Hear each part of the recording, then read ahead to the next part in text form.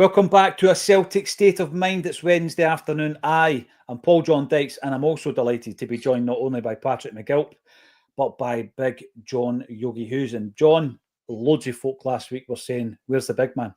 We wanted your take on all things Celtic. You're back. You've got 2 weeks worth to catch up on. The big man's trying to make a living. That's what the big man was doing. Occasionally work interferes with my unpaid podcasting duties.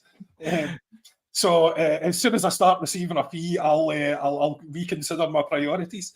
But no, it's an interesting couple of weeks, fair to say. But everything's sort of interesting at the moment, isn't it? I don't know. At the moment, I feel as if I'm in a toxic relationship and my partner is manipulative and controlling and contemptuous and dismissive. I'm staying for the kids. Do you know what I mean? I love the kids. I'll always love the kids. I can't leave the kids with that monster.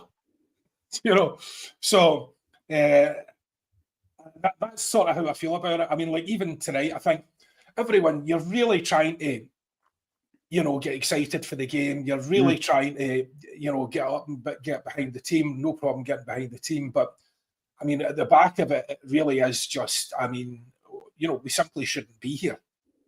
And it always irritates the hell out of me when people are saying, oh, that's competition, we should be in. I mean, it's absolute peanuts compared to the Champions League from a financial perspective. And if we want to continue being dominant and progressive in terms of, how improving, which is very clear that we don't at the moment. But if we do, then we have to be in the Champions League. It's also the closest thing we're going to get to a European League, I believe. And we really, really need to be in there. And the problem is, as everyone was saying last year, oh, we'd smash that Europa League. Just look at that. Yeah, we would have done last year, but not this year. If you end up in the Europa League, it's because there's a problem. And there is a problem. And so, I mean, there's a lot of things that have happened in the last couple of weeks, but you don't want to go over old ground, but the manager has, and the manager and the players have a lot to go on with tonight. I'm more in expectation rather than hope. Hope rather than expectation, because, I haven't seen enough yet to convince me that we're going to pull out the bag against a decent side. So I think we still have a number of issues, which I'm sure we'll come to. But it was good to see the Celtic fans collective thing go off the ground and their response to that attempted bribe on 1 point. So that was good. Well, on that point, John, we'll kick off with this. Obviously, we are going to be talking all about what's happening tonight. I agree with you, John. Yeah, we're grinding out results at the moment. It's not fast-flowing, free-flowing, entertaining football.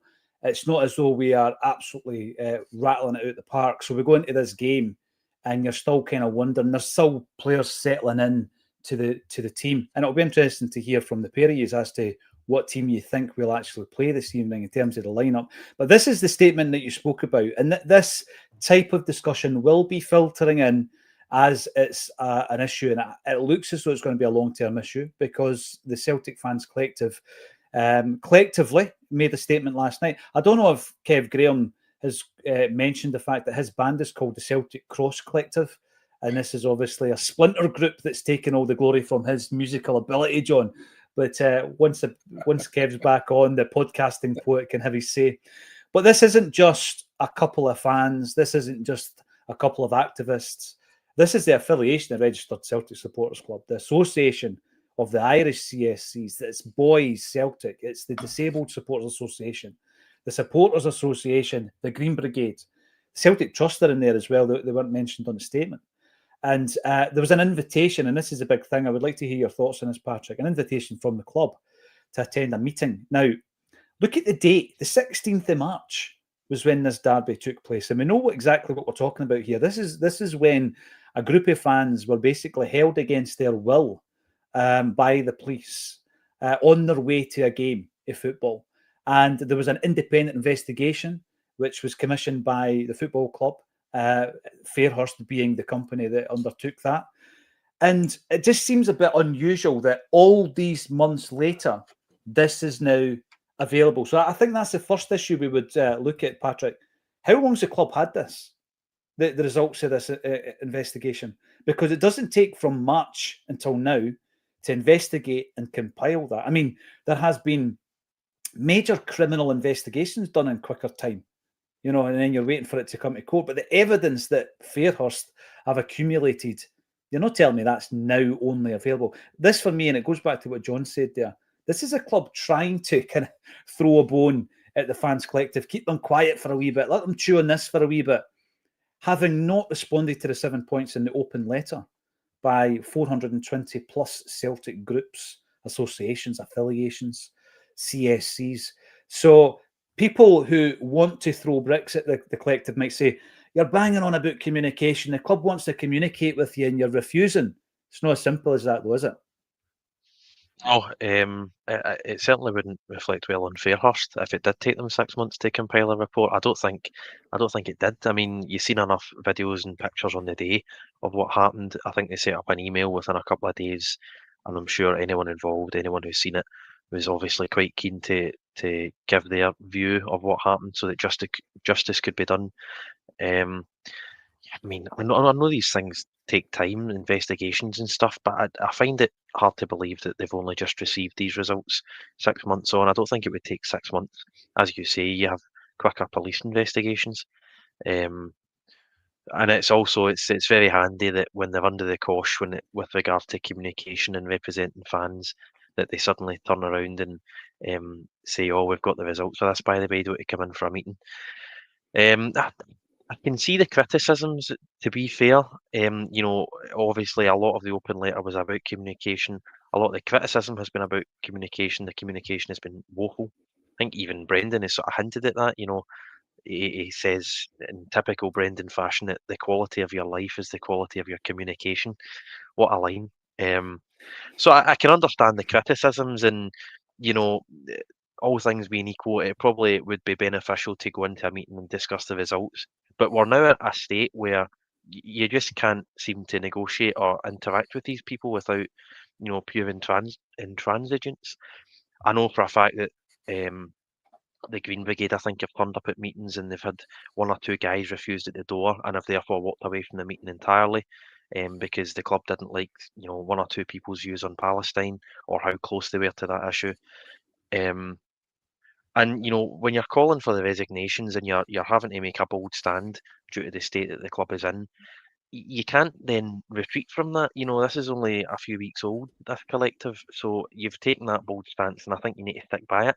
And I think, if nothing else, the refusal to meet with the club is bold, and I think that has got to be commended. And I think if it was just the Green Brigade or just Boys, I think you could quite easily sort of say, well, they're just, not me, but others could say, well, they're just Neds and they're just sort of throwing their toys at the pram. But the fact that, as you say, it's the CSA, it's the affiliation, it's the Irish affiliation, it's the trust, it's the Celtic Disabled Supporters Association, all coming together to unanimously vote to not turn up to this meeting.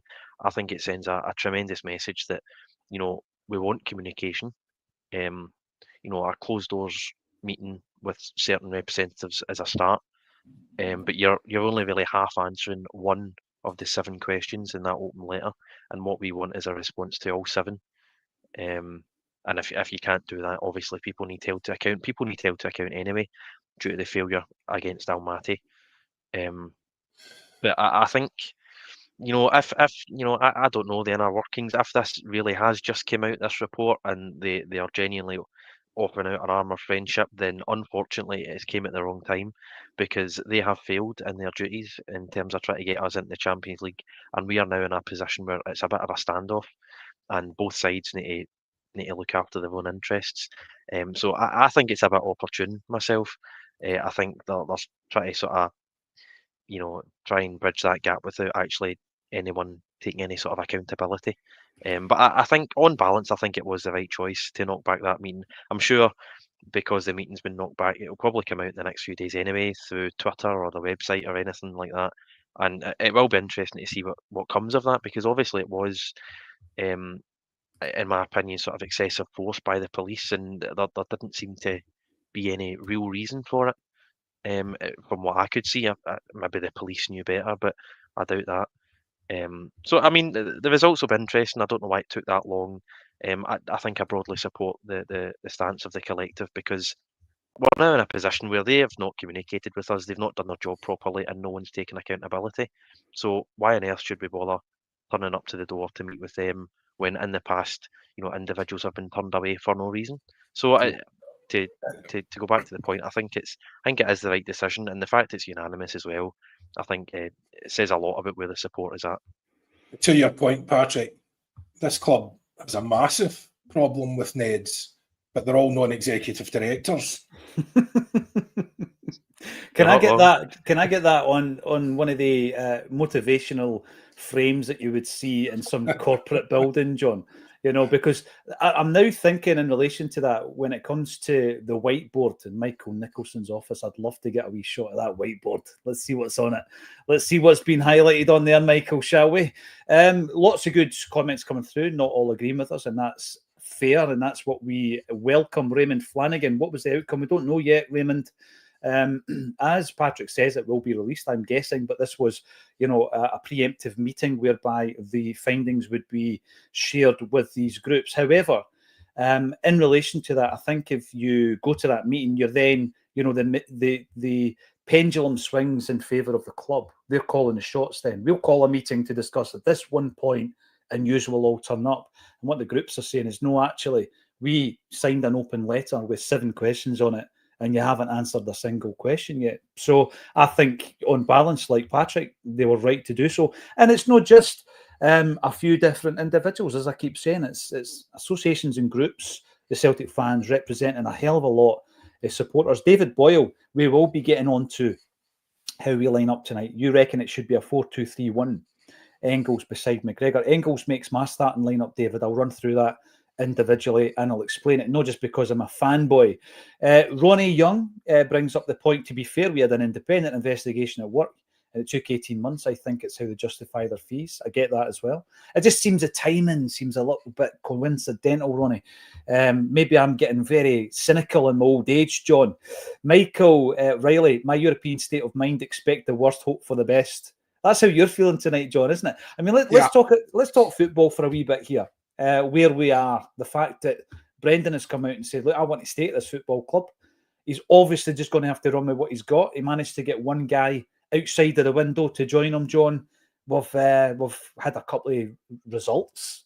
No brilliant performances, but we've managed to get a few results since the window closed. And we go into tonight's European game, regardless of whether or not you believe we're a Champions League team. They certainly are not this season. How do you line up going into the game in Belgrade?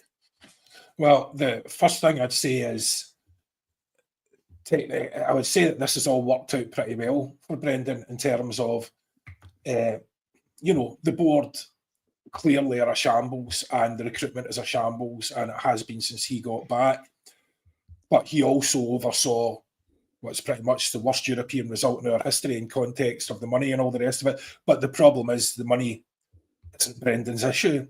But he's getting clean away with the fact that those performances were utterly dire. But then again, we also find out there's a whole load of stuff going on behind the scenes, guys being forced to stay when they didn't want to stay, all the rest of it.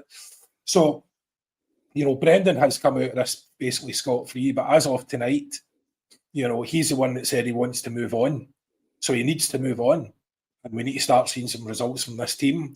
And if he carries on persisting with tactics which clearly aren't working for the personnel that we have, then, he has to bear the brunt of the responsibility. Because ultimately, he's right about one thing. Once you start chanting sack the board, it's unlikely that the manager's doing a bang-up job, isn't it? It's unlikely you're winning every game and chanting sack the board. I think Brendan really needs to get his act together in terms of tactically. So for me tonight, I think the back four is what it is. I would continue with Donovan, and the rest of them I would keep the same. That's fine. The issues in the midfield for me, I think you have to drop Hatate. I think he is beyond the point of the sort of worldies that he was providing every now and then, which offset his constant losing of possession. We haven't seen that for a long time. His stats are absolutely abysmal. If you were looking at his stats independently and he didn't have like a bank of, if he was a new player, for say came in January last year and you looked at his stats from then until now, there's no way you'd start him. He's basically living off his reputation, and Brendan is facilitating that. He is losing possession constantly and not creating anything, or not creating enough to take that chance, especially in Europe. So for me, Engels had his best games last year in Europe. He has to come back in for me. Absolutely has to come back in for me. So, we need a bit more solidity in there, especially given the fact that, they line up. I think potentially they're lining up sort of 4-2-3-1, which means that midfield could get very congested, and we are not going to have really, if our lines aren't as tight as they were in Atalanta, so we could find ourselves overrunning midfield again, as we have done many, many times. So I really think we need to tighten up the midfield. And actually, if he'd had any game time at all, apart from at the weekend, I'd be tempted to go with Bernardo and Engels and McGregor and drop Nygren altogether. Although, Nygren's, for me at least, Hatate's eye test lines up with his stats. For me, Nygren's stats and his eye test don't quite line up. According to his stats, he's doing his job and doing it pretty well. According to what you see, he gets pushed off the ball a lot. He's not physically imposing, and he's not particularly creating a lot. But that's just my opinion. Stats say something different. So that's the big issue. But that's what I think the game's going to be won and lost, and who he picks in the midfield. I know he's got. You just know he's going to pick Hatate. Otherwise, he would have played Engels at the weekend for longer. I think he's going to play James Forrest because that was why he's resting James Forrest at the weekend. But again, I wouldn't. I would start up front with Seb the Reb and Iheanacho and Maeda on the right, because apparently their left fullback is pretty slow, and Maeda's one and only move is kick it past him and run, so that might actually work. So hopefully he can do that. But yeah, I'd be concerned about who he picks in the midfield. I just think he's going to persist with, guys that it's just not working for. And I think it's also more likely that he does play James Forrest and plays Maeda centrally. Not what I would do, obviously, but I'm not getting paid £3 million to make a decision. So now we've got Seb the Reb and Nacho Provo up top. We're doing no bad up. We're doing no bad up there, John. Dear, I hadn't heard that other one. That's a cracker. David Boyle, can we show our maturity in Europe? Well, the big thing, there was an article that was being shared around the groups this morning in relation to someone who stated this is Celtic's level kind of thing, and it was that old trope, Patrick. And I would kick against it. We are where we are because we don't deserve to be in the Champions League this season. That's a fact. John said it. It was a dreadful couple of games against Kairat. 2 matches, 210 minutes. Yes, we didn't know. We didn't know at the time that Maeda had been asking for a move since February, or talking about a move since February. There may also be an issue with Rio, because if you cast your mind back to an interview that Brendan did, and he name-checked both of those players about talking about them coming to the end of their cycle, maybe there is a couple of players in that squad who thought they were getting a move out in the summer possibly.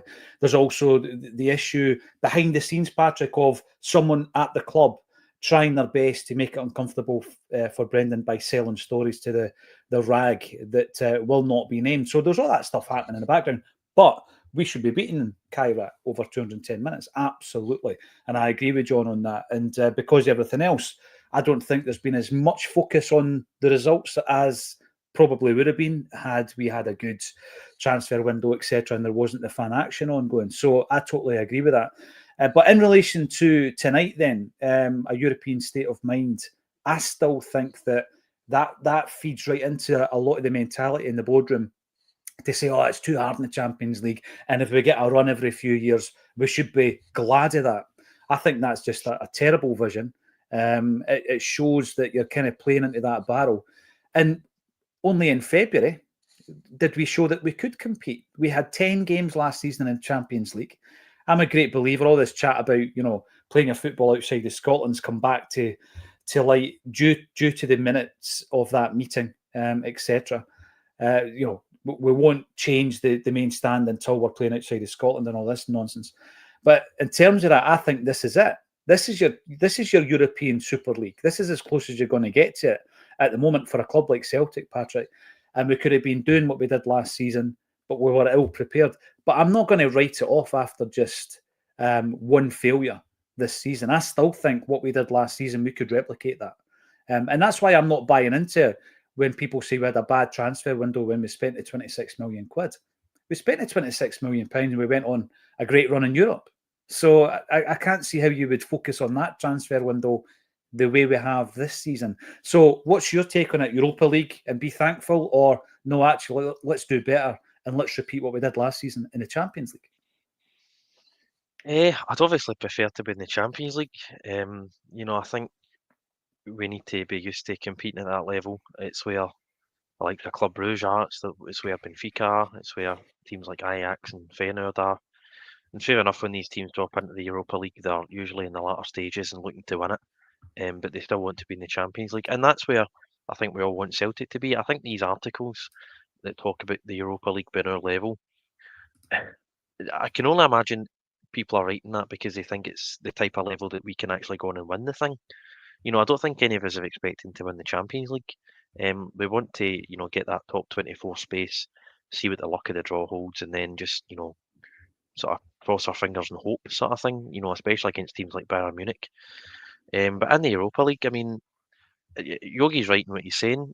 The team that we had last year playing the way that it was last year, I think could be a top 8 side in the Europa League. I mean, for crying out loud, Philip Clement's Rangers was a top 8 side in the Europa League last season. So even this season, with this squad playing the way that they are, I think it's actually still possible, believe it or not. Is it our level? I think it's our level to go on and win it. I don't think we're going to win the Champions League, but I think we could easily win the Europa League. Not easily, but I think it's certainly possible. Rangers got to the final 3 years ago. They got to the quarter final only last year. I mean, anyone who watched the Europa League final will know it was not of great quality. I know Man United beat Athletic Bilbao, I think 7-1 on aggregate. But the quality of those two teams, and then Tottenham, who went on to win it. I mean, these were 16th and 17th in the Premier League. You look at the teams that win it this season, some of the home games we've got, Utrecht, Sturm Graz. I'm pretty sure Sturm Graz got 0 points in the Champions League last season. We got 12. I think I'm right in saying that. So I think we should definitely be progressing. Just looking at a sort of wider picture view, especially with our home games. Could we get top 8? I think we'd need to hit a bit of form. I think we need to pick up a few points in the road. Probably win all 4 of our home games. Is it our level to compete to win it? I think it probably is our level, but teams who are looking to win the Europa League are normally also looking to be in the Champions League. Looking ahead to tonight, I'm sort of looking at, I think it's comparable to Zagreb last season. I was quite disappointed. I would have taken a draw pre-kickoff at Zagreb, but having seen their quality and having seen how poorly we played, we should have won that game really. If we played a bit better tonight. Again, I think it's one of those ones. It's a tough place to go. it's not quite an unknown, but you're sort of unsure of their level at the moment. It's a bit like Celtic. You don't really know what type of team you're going to get in Europe when it's Red Star. They were knocked out by Paphos, who I think qualified for the Champions League for the very first time. That'd have been a great away day. So, they're probably not at their best. Could we get a win? Yes. Could we lose 3-0? Yes. I'll settle for a nothing each. I've got just Belgrade, Red Star, early in the season. I'm just picturing a nothing each draw, which I would actually take, because it's obviously not the easiest away tie. As John said, last season you'd be wanting to go over there and win this tonight, but the way that we are this season, I'd more than happy with a draw tonight. Well, you're talking about last season. There it is. That's us lining up to face Bayern Munich. So what's changed? I mean, when I'm looking at my team tonight, John, I've heard a lot of people saying Casper should be dropped. I don't agree with that. I know it's been discussed on various Scottish football shows as well. For me, I think that's maybe being based on what happened at the end of last season. Kasper Schmeichel across the piece. If you look at, Dortmund aside, and even in the Dortmund game, I think we would have been beaten 10-1 if it wasn't for Kasper Schmeichel that night. He's a stick-on in terms of the goalkeeper for me, starting position. It's a wee bit of a concern that Johnson's out, but if Donovan's ever going to make it at Celtic, he's got to play tonight. You don't bring him out the team because Tony Ralston's fit. So Alistair Johnson's obviously injured, and it'll be great to get him back. But look at the rest of that squad. We've still got Engels, we've still got Carter Vickers and Trusty, Maeda, Jota, albeit injured, McGregor, Hatate. Are we missing Sloop, or is KT an upgrade? Let us know in the comments. The big issue being, of course, Kuhn. We don't really have a recognised right winger. So do you play Maeda on his weak side? Do you start with Yang? So I'm not tearing it up, John, and thinking, we're done, we're a spent force. I do still think that we need to get the harmony right. Obviously, there's a lot happening at the moment, and your backdrop shows part of that. We need to get that harmony right, but that means the attitude of the board has to change. They need to step down a bit, John. They can't just say, this is the way it's going to be, and all you subservients will do as we say. There needs to be a meeting of minds somewhere along the line. And what I suggested yesterday was a 5-point plan. I don't know if anybody tuned in because I know you are busy guys, but one of the parts was quite simple, John. Communicate. Just communicate. You've got a group there. You've got a fans collective. There's representatives. Get a meeting. Get them round the table and let's try and see what we can do here to sort this out. John, is that beyond the current Celtic board, do you think? Absolutely. So more communication means more accountability. Mm-hmm. So the poor communication is by design. It's not just that they're bad at it. It's the fact they actively don't want to do it. They're opposed to it. I was listening to someone the other day talking about, I don't know about these protests. You don't want to be upsetting them, and then why would they come and negotiate? And what's the point in that? It's divisive, and everyone needs to be together. And I'm like, that's hypothetical stuff in some alternative world where everyone thinks they're on an equal playing field. Mm-hmm. That is not the case here. They're not going to communicate with us because they do not see us as even players in this. They do not see us as equals in this. So they have no intention of communicating. Another thing is, we're going to ask them, let's say we were there, you'd ask them some basic questions, wouldn't you? What's the 5-year plan? What's the 10-year plan? What's the vision for the club? Mm-hmm. What are our targets for Europe? Who is accountable if those don't work? What are our recruitment targets? Who is accountable if those fall short? Right? What is our system of recruitment? Who makes the final decision on recruitment and transfers? All basic questions, mm-hmm. which would be perfectly obvious in any other organisation. You would have different people in charge of different departments, and they are responsible for those departments. End of story. But what we don't have a PLC. We have benign but sometimes capricious dictatorship. So our board are derelict in their duty in terms of what they're supposed to be on a PLC board to do, is to represent all the shareholders. and they are simply not doing that. It is basically, the board has now been designed to be just yes men for Dermot Desmond. And even if they do oppose him, most of them don't have the power to muster enough shares or backing to do anything about it. So, as I say, and again, the only, people are saying, why weren't we championing boycotts earlier on? Because nobody would have joined them. Things have changed. We discussed it, merch boycotts, we discussed, go to the game boycotts, all things that people were just like, don't be stupid. You put it in our own comments, and the comments, would be divided 50-50. So there was no chance you were going to get any sort of unanimity. So what has happened since is they have united the fan base in a way I haven't seen since, the rebels have won. Yeah, and it's remarkable that they have achieved a revolution amongst their customer base in opposition to everything that they're doing for the most part, and yet they still aren't talking. What they are doing, in my opinion, is you're seeing more pieces coming out now in support of the financial stuff from bloggers and various other people that you might not have seen before, and that's the PR agency.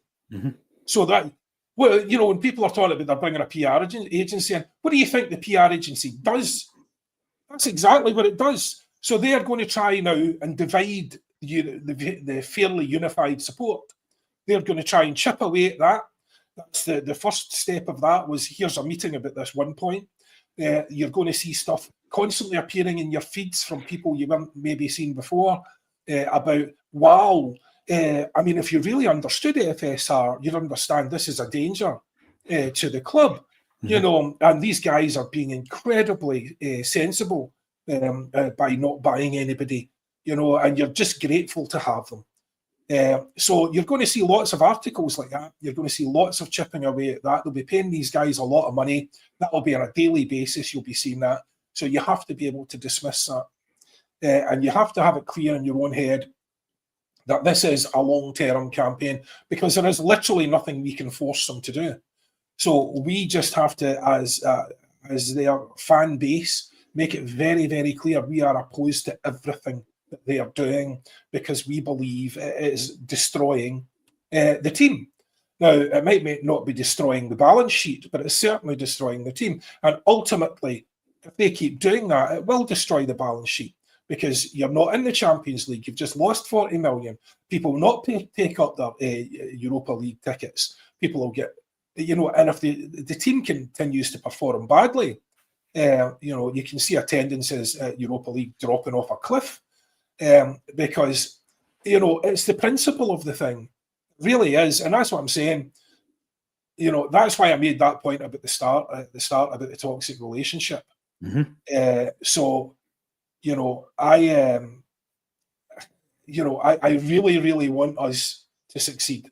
I hope we have the best Europa League run that we can. I hope we go to the final. I hope we win it. It doesn't change anything about the poisonous nature of the board and the way they treat us. John, you're absolutely right. And the thing about the boycotts, and again, we have had some criticism on here about, you should be boycotting this, boycotting that. There's a huge amount of Celtic supporters that will only boycott the club to save the club. And that was proven in the 1990s. The only reason they would not go through that turnstile, John, was in order to save the football club, not to make a stand against a board who are sitting there with £80 million in the bank, not to make a stand against the board who know that the season ticket sales sell out every single season, and we do have a waiting list just in case they don't. The only reason Celtic fans boycotted games back in the 90s was to save the club. This isn't about saving the club. This is about ensuring that the potential of the club is maximised. And what you find, Patrick, and anyone who's gone in, because the emails have come out obviously to the season ticket holders initially, and then the public sale for the Europa League package, and you can buy single tickets, etc., Patrick, is just have a look around the very first fixture and see how many are available. there are a huge amount of seats available. That's natural. That's just a natural drop off where people are thinking, do you value me as a fan? Because if not, I'm not going to be buying this package. And they might change their mind during the campaign to maybe buy singular tickets. Are you implying, Paul John, that Patrick would only ever need a single ticket? What a concession?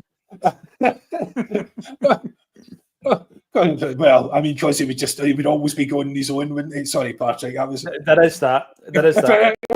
It needs explaining. It wasn't funny enough in the first place. I apologise. Apologies, Patrick. Yeah, you'd need to go on your own, and you'd be buying for an under 16, I think it is as well.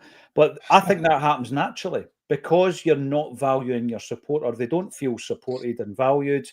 The email drops into the inbox, and it's just that there isn't the same. We even seen it with the recent game, the foundation games that sell out, generally speaking. But there was such a mood around the place, Patrick, that these things drop into your inbox, and it's a completely different uptake. And we've seen that already, and that will continue. And that's without a boycott. I don't think you need to put it out there that we're boycotting X, Y, and Z. And the fan collective hasn't said that. You know, that it was in the initial survey. There was people that were against it. And so it's not been followed up. But in relation to where the club is now and the opportunity to kick on, I think that's the biggest frustration is looking at Bayern Munich last season. I brought up the team there, not a massive change between what we've got now, albeit a few injuries. You know, Trusty, I think he's back in actually. Jota and AJ are injured. Nothing you can do about that. But we could have replaced Kuhn. Kuhn is still not replaced. We don't have a right winger. I mean, we thought we were bringing in two wingers and one of them could play left and one could play right. That's dysfunctional recruitment, Patrick. It's extremely dysfunctional. You know, as John said, this is even if we go on a great run and get to the final and win you end up winning the final. You've got to look at how we got here as a squad. I mean, I go back to Kasper Schmeichel last summer, where Joe Hart announces in the February that he's going to retire. We've got all that time to scout a goalkeeper. You end up in late July, Brendan going through his Rolodex and phoning up Kasper Schmeichel. Sorry, early July, to be fair. So you're talking just under 5 months we had to scout goalkeepers, present options to the coaching staff and the manager.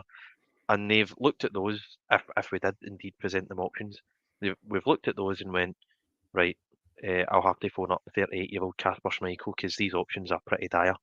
And again, it's the same with Iheanacho. Total incompetence. We've not managed to properly scout a right winger who didn't come in the building, a striker who, you know, were so bad at negotiating. Desmond is so keen to get a deal on the 11th hour that Sevilla just released him. They couldn't be bothered dealing with Celtic, so they just released him so that he could negotiate as a free agent. So there are massive structural problems. It's clear to see. It has been clear to see for years. And as John says, even if you go on and win the Europa League, those problems still exist. They still exist, and that is why you have this action. In terms of the Europa League, I mean, it was always going to be difficult, even if we were like massively unlucky to not get into the Champions League. If you're in the Champions League, that 4-match package sells out no problem at all. You're in the Europa League, even if we were really unlucky and it was, you know, we tried our best and we spent all this money, I think you would probably still struggle to sell it out. But the fact that there's so much discontent, I mean, I know a lot of people personally who have either come off the Home Cup ticket scheme or weren't on it in the first place and aren't buying the package, are going to go to the Roma game, or they're going to pick and choose their games closer to the time. I think I'm right in saying that the Hibs game this weekend is actually a sellout, but you only have about 4,000 or 5,000 individual match day tickets. It's all season ticket holders, obviously. The Europa League is different. You've got what's left of the Home Cup ticket scheme, whatever that number is, I don't know. And then it goes on sale with season tickets and then general sale. And I think yesterday morning or 2 days ago, I was looking around the sort of stadium map. You're lucky if it's 50%. It's a Europa League game. It's a Thursday. It's 5:45, which isn't ideal for people leaving their work and stuff. So it's going to be a really tough sell. And what makes it even tough, I mean, you joked there about me being a concession. I believe for general sale, they're all the same price. So if an adult wants to take their, say, 8-year-old son to his first European match, it would cost, I think it's £45 a ticket, £90. You then add in the booking fee, which is per ticket, by the way. So a father and son, not season ticket holders wanting to go to a European game at £93 for 5:45 against Braga on a Thursday. And I've, having read the minutes of that meeting a few weeks ago, having read the accounts, I've got no idea why we're charging that amount of money, because we can't spend it. According to the Saturday night statement, we're not allowed to spend money. We can't scout players, we can't spend money.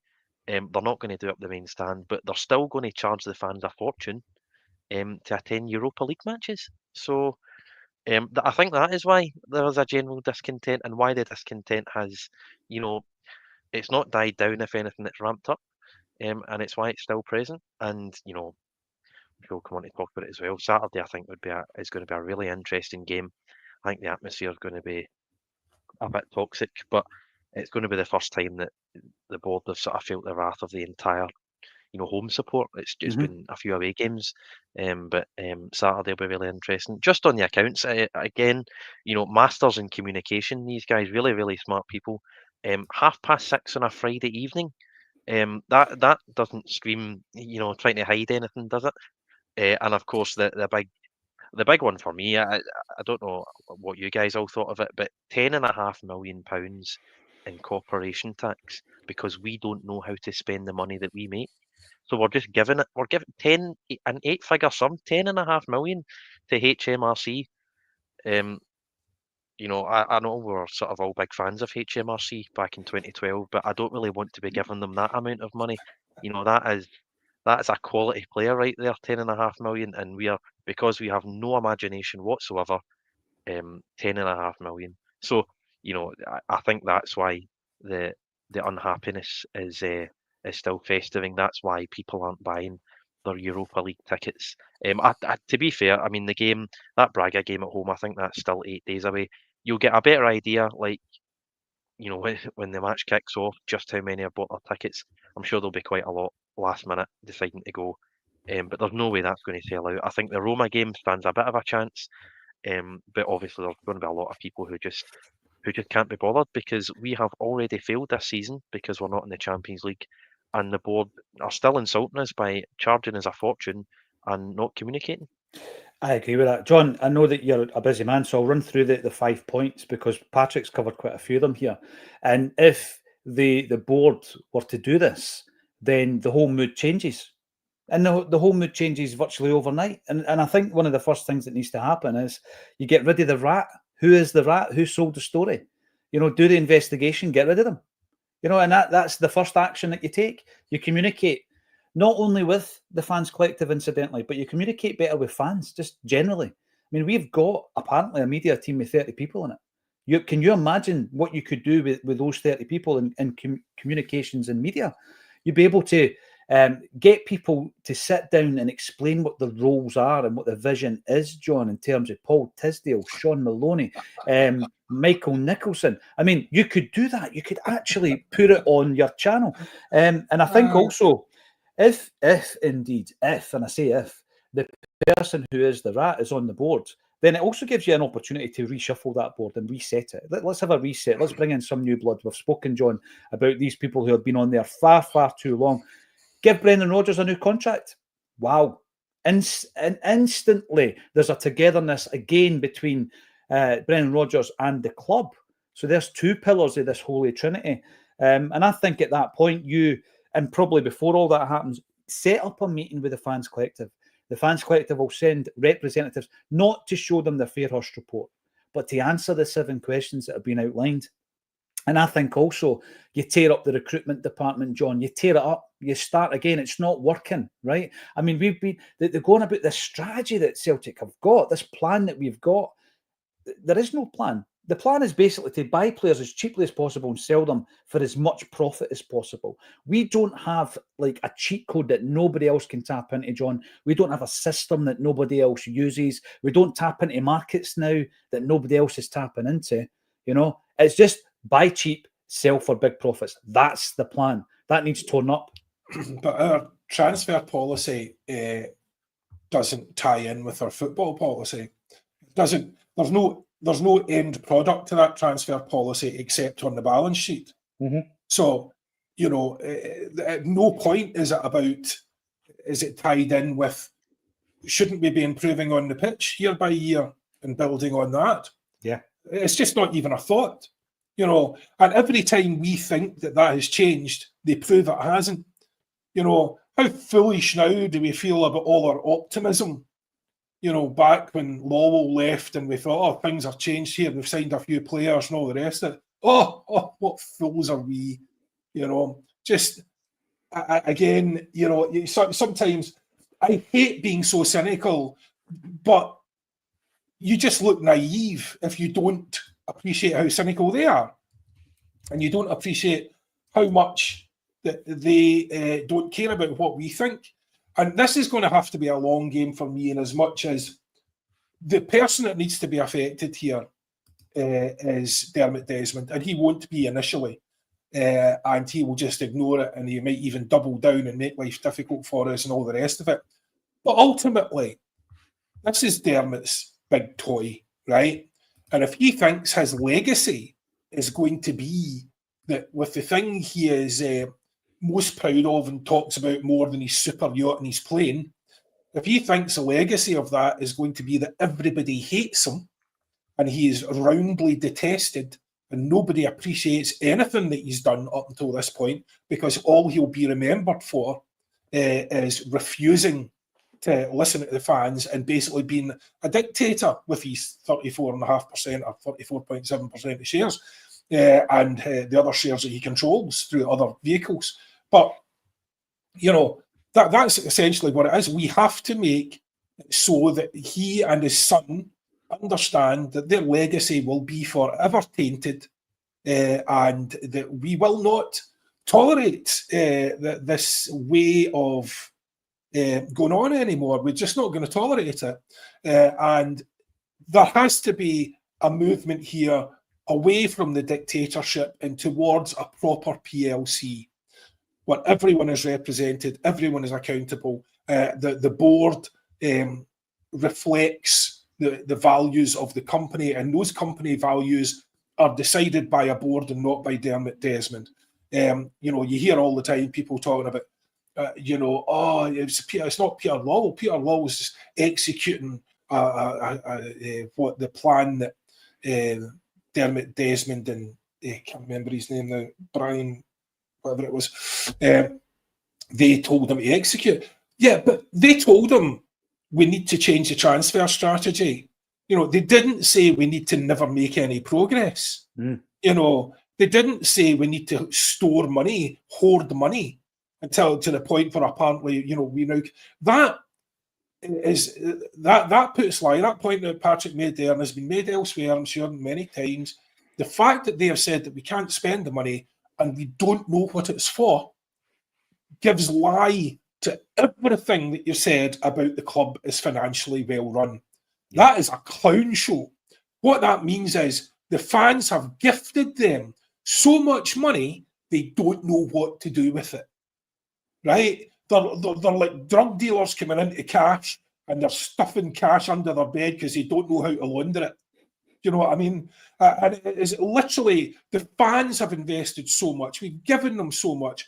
We've been so generous, with merch and attendances and everything else that we can go do, that we have thrown money at them. And their response to that is, it's basically just, I don't know what to do. Do you know what to do? I don't know what to do. No. It's just an utter nonsense, and if you don't have the creativity to work out what to do with that sort of boon of money, you shouldn't be in that job. But we already know they shouldn't be in those jobs. So, I mean, again, just there's not a single non-executive director there apart from one that should still be there. Peter Lowell should never have been back as chairman. All of these things all remain the same.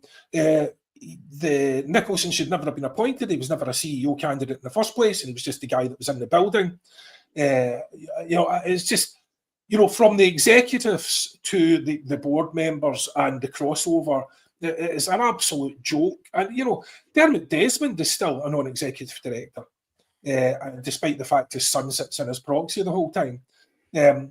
there is just nothing normal or functional about the way that we are being run. What's your department? What's your responsibility? What's your budget? What's your accountability? Let's see it. We're sick of going round in circles. And as I say, the reason they don't want to talk is because all of that becomes apparent then. Yeah. All of that, you can't justify it. You know what I mean? It's like certain other things in the world at the moment, it can't be justified, and yet you still have people coming out and, try to talk around that. You cannot justify what is happening here, so you just don't talk about it. That's the strategy, and it is absolutely farcical, and we need to make sure Dermot Desmond knows that he will be despised for continuing this.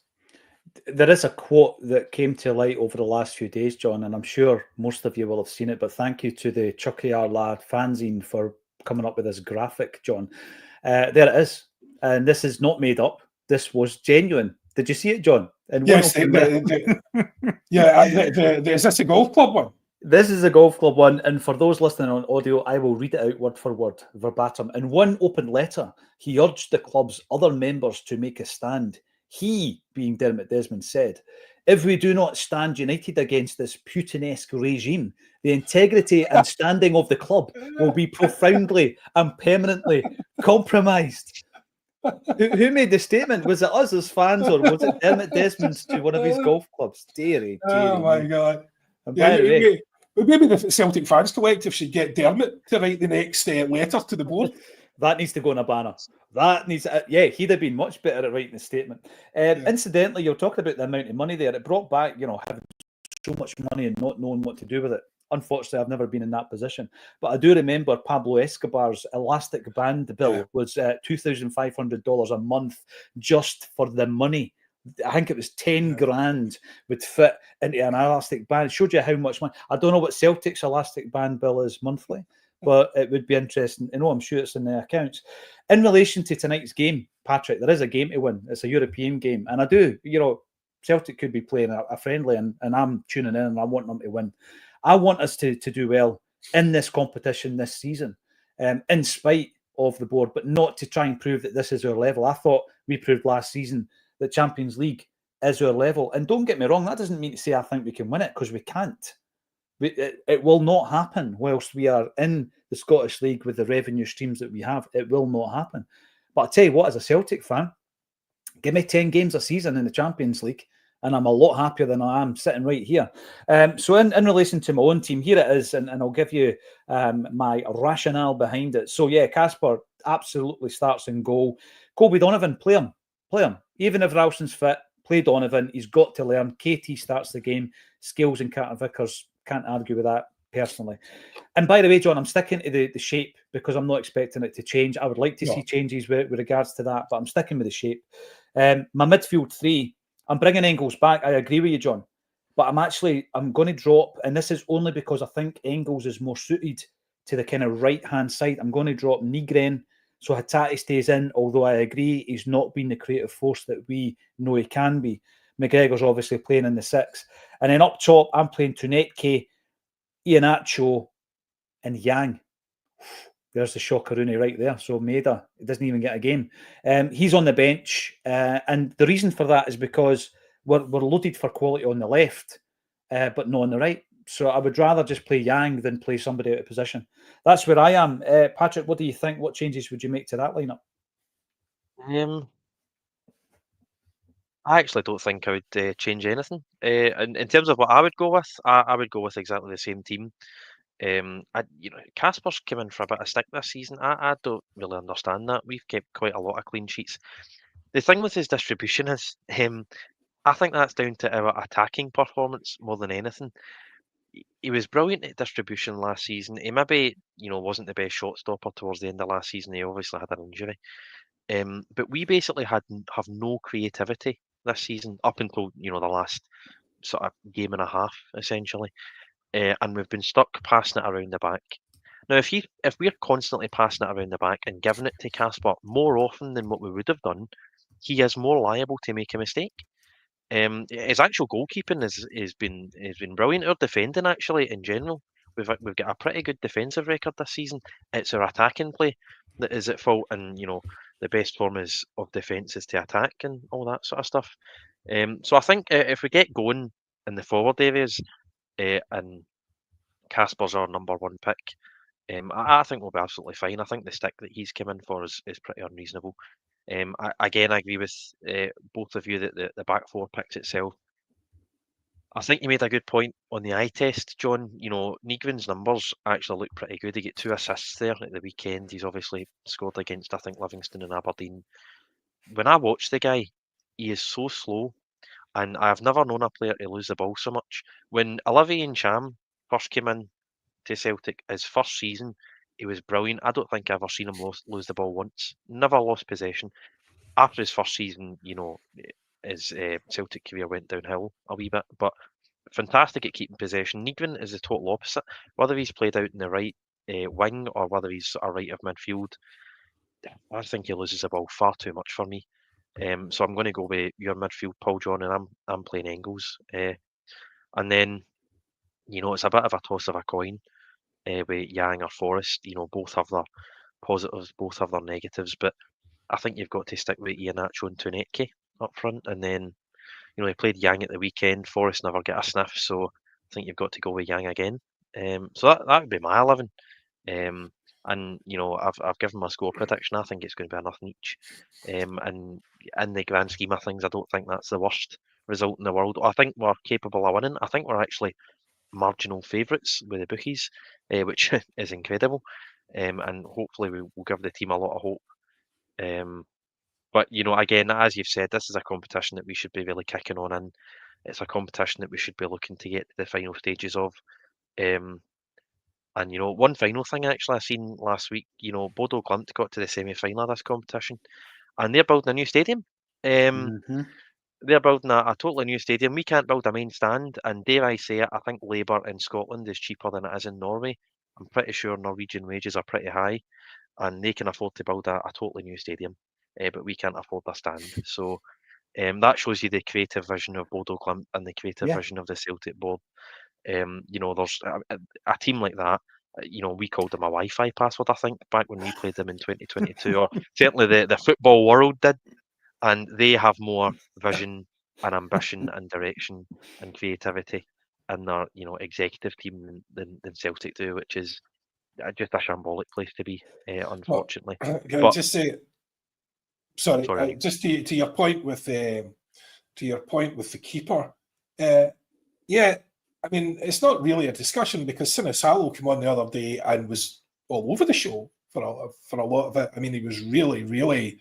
That there was so many close calls in that game, and he didn't look confident at all. So, you know, if he'd come on and played a blinder, you could say, okay, maybe Casper's looking a bit slow or whatever. But I mean, there's no argument to be had at the moment until Sinisalo comes on and actually, you know, shows some of the form that he showed last year. But he did need a run last year as well. He obviously doesn't find it that easy just to drop into the team. So, you know, it is a problem, but I think he'll be okay in the long term. That Tuneke boy, he'll never amount to anything. I don't think he doesn't seem very good at all. But the one thing I would say, in all seriousness, you know, if you think that anything has changed, take Tuneke out of the team. I know, right? If he gets injured, what happens? You know, he is literally, we are all subconsciously or otherwise, all of the focus is on him because he's the only one with an attacking threat. So, it's, you know, we're so dependent on him. And if they double up on him, if they close him down, double up on him, which they should do, as I swore blind back in the day in Shakhtar Donetsk, Ange should absolutely do to Mudryk, and he just wouldn't listen because they were a one-man team. We're pretty much a one-man team at the moment as well in terms of attacking threat, you know, because he's providing it all. And again, you know, in terms of creativity, he doesn't have the finishing ability of Kuhn, but what he has is unpredictability. And Kuhn didn't have that at the end. Everyone had sussed Kuhn by the end. He's cutting inside, he's taking a shot with his left. That's it. He's always cutting inside, taking a shot. He's never going to try and get past you. he's always going to cut inside and take a shot with his left. So he was found out, and I don't think he's been playing much for Como as far as as I understand it. But Tenecte, he can work. Seb can work on his finishing and all that sort of thing. But that natural desire, and I tweeted it out immediately after his first game, said he didn't need Balak Wisher to be brilliant because he's just dropped into the team. But the massive difference between him and Seb was intent. Balak Wisher showed no intent at all to take on or beat a man. Your man comes in for his first game, and away we go. We're away to the races. Yeah. And so the difference was so stark. And I think it's unfair of us already to be putting so much pressure on the kid. But the reality is he's all we've really got, in terms of creative options up front. The other guys, decent football players, but they're not going to create terror in defence the same way he would. He gets guys on the back foot straight away. They don't know if he's going to the byline. They don't know if he's going to dribble past them. They don't know if he's cutting inside. Don't know if he's going to lay it off.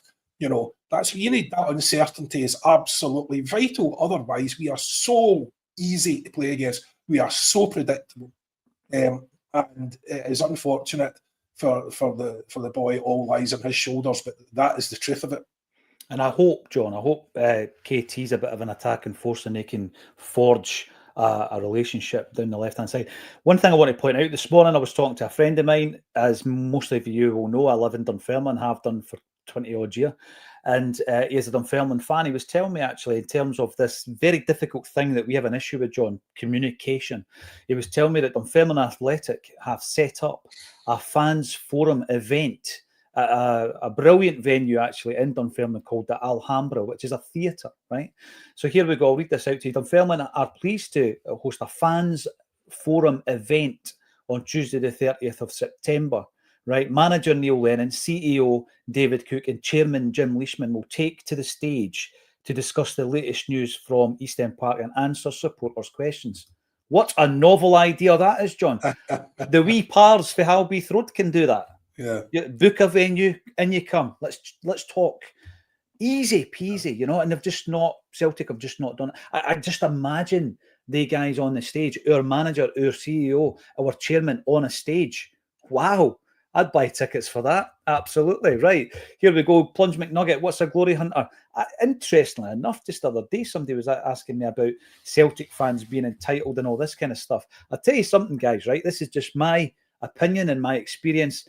When I speak to somebody who's a Celtic fan, at no point do they ever say, I started supporting Celtic because we were winning everything.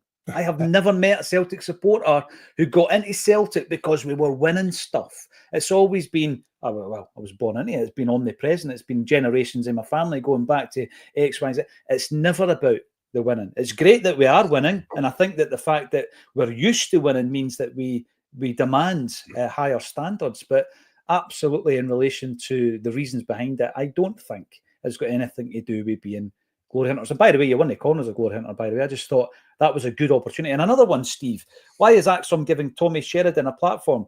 Well, it's Tommy Sheridan. It's not like we're giving a platform to someone who is a right-wing fascist. It's Tommy Sheridan. He's a Celtic fan. I thought he was gone. No, he's not gone. And what I would say to you, Steve, is tune in, actually, to This Is Acsom, because there's a reason Tommy was on, a bigger reason. Not just the fact that he's a Celtic supporter.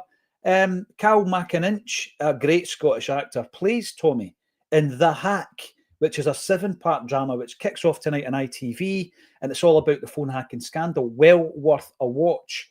And Tommy came to speak about it. So it's not about, come on, let's not just be, looking for things to be unimpressed by or disappointed by. Tommy Sheridan's one of the good guys. I mean, there was a rally down in London and 110,000 of the people I wouldn't provide a platform to attended it. Tommy isn't anywhere near not being worthy of a platform. He's a Celtic fan. Cal McIninch plays him. And always thought that, John, who would play you in a movie? Who would play John Yogi Hughes in a film? Who would that be? Well, it would. It would obviously have to be Brad Pitt, but he need to get in shape first. He would. Yeah, round as a shape, isn't it? So yes, no, he would. He would. I mean, obviously, when you're, as I say, it's just for me, it would be very difficult for him to, replicate just the sheer sexual charisma. That's but hard. you know, yeah. So. No, I don't know. I would just if the reality is, unfortunately, if he was still alive, it would have been Robbie Coltrane. But there you go. By the way, there's a picture on the back of Tony Roper's book, his autobiography, which I bought when we were doing the interview with him last year, and he's a spitting image of Patrick McGilp. He is his double. So just look at Tony. Just look at Tony. That is what you're going to look like when you're 80 years of age. Right. Thanks, everybody, for getting involved. Always an absolute pleasure. By the way, if you're not at the game, like some of the people yesterday in the chat are, and you don't know where to come and watch it, why not join us at the Acsom Fan Zone? We are going to be at Barra's Art and Design. There are free pies. Get down. There's a selection. You can even have a macaroni one. Myself and Quinny will be on the stage doing the pre-match, halftime, post-match, and there's live music. It's all free. Come along and join in the fun. Thanks, everybody, for getting involved. Thank you to John Hughes and Patrick McGill for joining me on A Celtic State of Mind.